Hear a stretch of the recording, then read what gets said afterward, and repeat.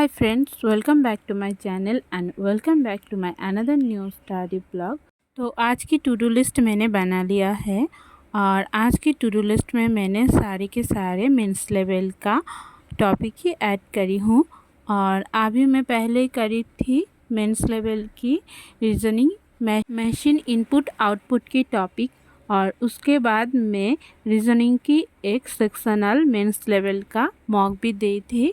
Mock में मैंने 40 question से 39 क्वेश्चन अटेम्प्ट करी थी, पर मेरे कुछ क्वेश्चन गलत हो गई थी और सिलोक का सारा क्वेश्चन ही मेरे गलत हो गई थी, क्योंकि इसमें ओनली नहीं लिखा था। मैंने सोचा था ओनली लिखा है, मैं आंसर में लिखा था ऑल एक्सेप्ट, और मैंने ओनली सोचकर सब गलत ऑप्शन टिक कर लिया था।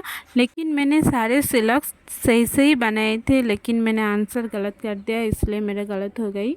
और उसके बाद मैं आशीष सर की जो पार्टनरशिप की मेंस लेवल का क्लास करी थी वो मैंने उसके बाद कंप्लीट कर लिया।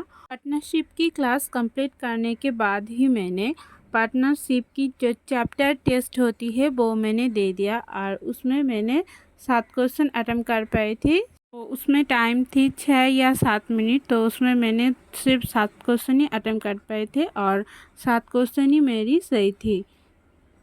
उसके बाद मैं नहा धोकर रेडी होकर खाना खा के थोड़ी सी ही बैठी थी, आज ज़्यादा देर तक नहीं रुकी थी। उसके बाद मैं बैठी थी निमिषा मैम की परफेक्शन की क्लास करने, और इस क्लास को करने में मुझे 1 घंटा से ऊपर लग गई थी। मैं वीडियो की स्पीड जब मैम समझाते हैं तब मैं 1.5 पे रखती हूँ, और मैं जब खुद करती हूँ तो नॉर्मल मोड पे रखती हूँ, तो इसलिए मुझे 1 घंटे से ऊपर 1.5 घंटा लग गई थी। और उसके बाद मैं गई थी ट्यूशनी पढ़ाने।